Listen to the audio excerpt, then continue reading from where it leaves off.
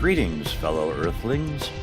Even as the COVID-19 pandemic appears to be winding down, we're still not at the point where we can safely meet inside our amazing Zeiss Planetarium at the Chabot Space and Science Center.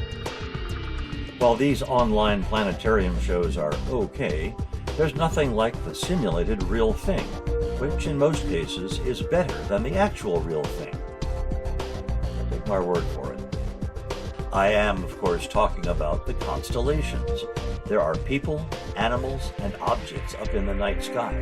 They've been there for millennia, but most people are unaware of them as they glide by unnoticed, right over our heads every clear night.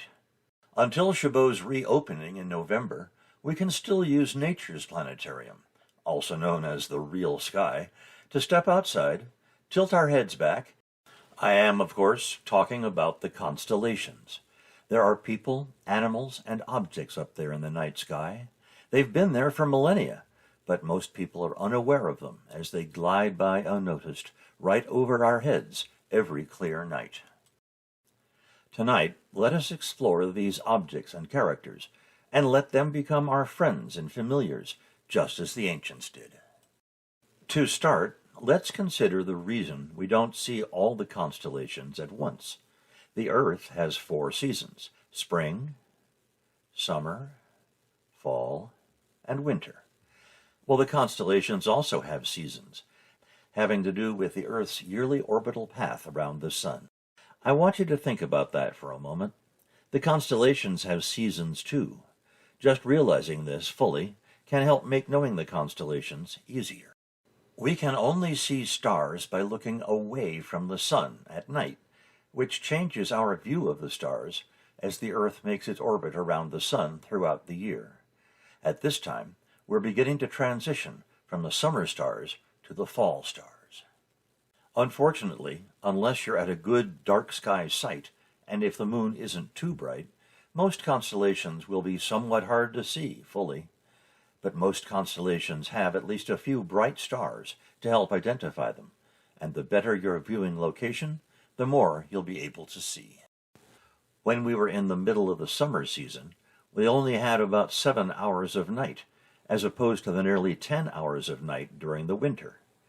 But as the Earth slides along its path around the Sun, the number of nighttime hours is now slowly increasing. We astronomers like it when we have more time to view the constellations. A good first step to finding the constellations is done by knowing your compass directions. We can easily do this without a compass, using a star grouping that is quite easy to see and most everyone knows: the Big Dipper. If you don't know the Big Dipper, have someone who does know it point it out to you. Around this time of the year, the Dipper is getting a little low toward the northwest, but it's still easy to see with its curving handle and bowl. Take special note of the 2 stars at the end of the bowl. These are called the pointers, because if you take the distance between them and extend that distance out about 5 times their length, they point to this semi-bright star here. Now, Polaris is the only star in the entire sky that stays pretty much right where it is. So no matter what time of night it is, or even what month of the year it is, all you need to do is face that star, and you'll always be facing due north, with east directly to your right, west directly to your left, and south directly behind you. All the other stars wheel around this pivot point, anti-clockwise, making them appear to rise in the east and set in the west. This is, of course, an illusion caused by the Earth's rotation, which gives the appearance that the stars are moving, when in fact it's the Earth that's spinning. If you think of the Earth as a spinning top, and you extend Earth's north polar axis straight up into the sky, it points almost directly at Polaris. Using Polaris, we found all the compass directions, but Polaris is also the end of the Little Dipper's handle, whose official name is Ursa Minor, the Little Bear, a small constellation. It's a bit faint, but from Polaris you might be able to trace its curving handle to its bowl. The 2 brighter stars at the end of its bowl are called the Guardians, because they seem to march around the North Star like protective sentries throughout the night. Starting between the bowls of the Big and Little Dippers, arcing up and over the Little Dipper, we find the tail of Draco the Dragon. He's also got feet, a short belly, and a long neck and squarish head. There be dragons up there. I bet you didn't know that, but now you do. Now, you probably didn't notice that I called the Little Dipper, also known as Ursa Minor, the Little Bear, a constellation, whereas earlier I called the Big Dipper a star grouping. Isn't the Big Dipper a constellation too? Nope.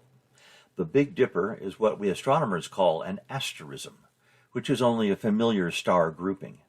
An asterism can be part of a single constellation, or it can be made up of stars from more than one constellation, like the Summer Triangle, which we'll get to shortly. The Big Dipper is only part of the constellation Ursa Major, the Great Bear, as seen here. He's starting to dip below the northwest horizon, but as you can see, the tip of the so-called Big Dipper's handle is his nose. The Dipper's curving handle is the back of his neck, and the Dipper's bowl is like a saddle on the bear's back. The Big Dipper is a very handy asterism because we can use it to find the constellation Bootes, the herdsman. To find Bootes, all you have to do is follow the arc of the Big Dipper's handle until you reach the bright star Arcturus, which is in the lap of Bootes. If you saw his name spelled out, you'd want to pronounce it Bootes, but it's Bootes. At this time of the year, he's a bit face down, but he's got a big head, a cap, a body in a sitting position with a leg and foot, and his pipe. A simple shepherd, smoking his pipe while watching over his flock. Looking back towards the east, we find the rather faint constellation Cepheus the King. He's definitely upside down at this time, but he's got a triangular crown, a face in profile, a stylish pigtail, and he's smiling, 'cause he's the king. At this juncture, let's turn around and face the southern horizon. This will allow us to see the rest of the night's constellations more easily, like so. Arcing above the southern horizon is a kind of invisible line where all the zodiacal constellations can be found. This line is called the ecliptic, and is also where the sun, moon, and planets move. This is why the zodiacal constellations were so significant to astrologers. Not that astronomy scientists believe in the pseudoscience of astrology. Most do not. But astrologers were some of history's first astronomers, and for their early work we are in their debt. Starting in the east and moving to the west, we have the constellations Aquarius, the water bearer, who still hasn't quite fully risen yet, Capricornus the goat, who currently contains the planet Saturn. If you do get a chance to look at it through a telescope, do it. It's quite amazing. Pictures on the computer or in a book are fine, but seeing it with your own eyes through a telescope is a different, sometimes inspirational experience.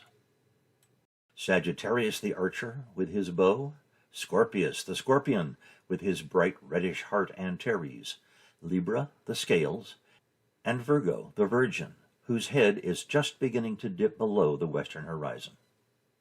We'll only talk about the goat, the archer, and the scorpion tonight, as they are bright enough and high enough to actually be seen.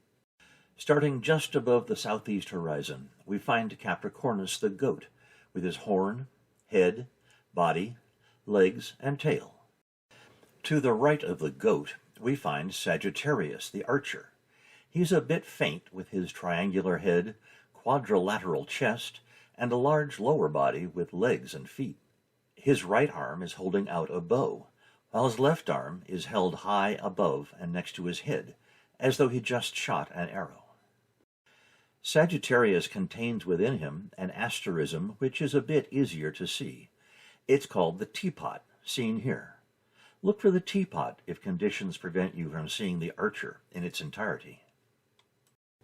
To the right of the archer, we find a fairly easy-to-see constellation just above the southern horizon, Scorpius the scorpion, known by astrologers as Scorpio.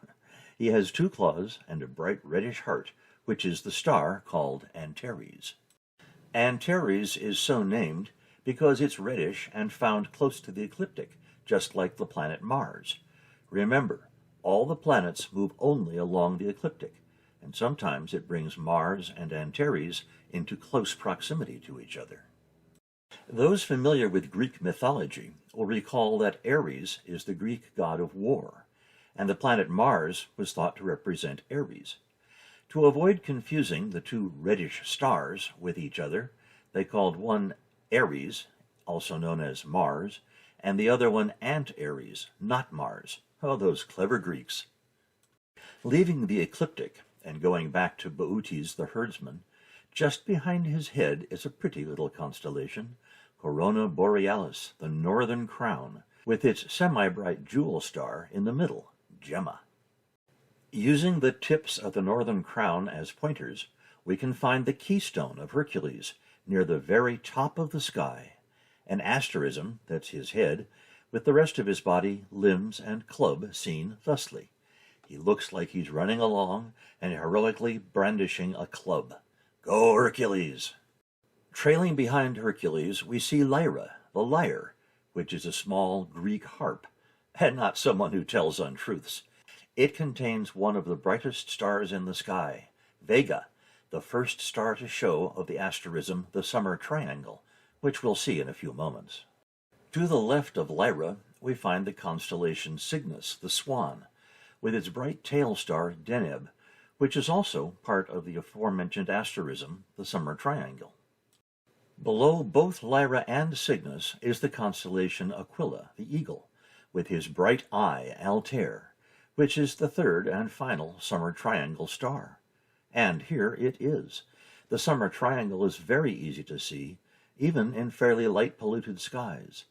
It's also a kind of unofficial direction pointer, as it points almost directly due south. And that's it. There are other, smaller, fainter constellations out there, which I encourage you to look for using a good book and maybe a pair of binoculars too. Speaking of good books, I cannot more highly recommend the book The Stars, A New Way to See Them by the author H.A. Rey, who you may know as the same author who wrote the Curious George books. Rey was a scientist who wasn't satisfied with the way modern star charts were drawn. The astroscientists were not interested in the characters, objects, or stories behind the constellations, so for convenience they just connected the brighter stars into weird geometric shapes, slapped on their Greek names, many of which would mean nothing to the common person, and left it at that. That's all fine and well for them, but for us regular folk, we're more interested in the fun stuff. If you really want to learn the constellations, get Rey's book, which can be purchased from Amazon for about $18. I'd also recommend getting a pair of binoculars before getting a telescope. Binoculars are cheaper and easier to use, and there are many wonderful deep sky objects that can actually be best seen with just a pair of binoculars, and they're all noted in Rey's book. If you do want to get a telescope, ask us or research on the web how to make an informed purchase. Be warned, there are a lot of bad telescopes out there with cheap components and shaky, muddy, fuzzy views that will disappoint you every time. A good telescope will inspire you and your children to a lifetime of deep space exploration and an appreciation of science and nature in general. If you're interested in getting into the hobby of astronomy, joining a local astronomy club can be most helpful. Chabot is partnered with the EAS, the East Bay Astronomical Society, which has many activities and resources you'll find essential to help you get started in this amazing and beautiful study of our natural universe. Thanks for watching this video. If you like this content, be sure to click the thumbs up button, subscribe to our channel, and hit the bell notification icon to find out when new content has been uploaded. This will really help our channel to grow, which would make us all very happy. And until we meet again, we'll see you in the future.